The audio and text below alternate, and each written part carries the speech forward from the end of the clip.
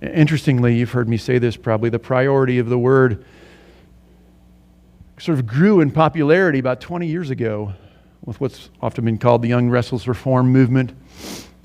Right? Maybe you remember or you've heard it said there was a revival then of expository preaching and the doctrines of God's sovereign grace. And those began to be cherished, and yet sadly some in that movement merely followed those trends because they seemed to work, because they seemed popular at the time. What should have been a timeless conviction, well, those were only timely conventions that they just tried for a while.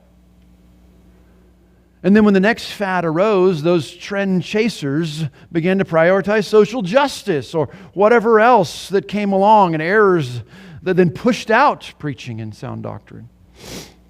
And much of the weaknesses in the church broadly are results from chasing what the culture promotes as good and then neglecting what is most necessary.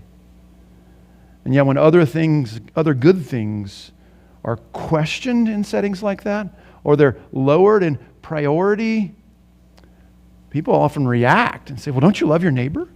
Don't you care? Don't you want to do good? Well, sure.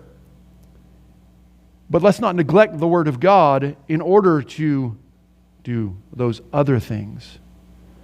And that's what the conviction of Acts 6, 2, and 4 must anchor, I pray, in your soul now. You must be unwavering. It is timeless. It is not trendy only if it's working.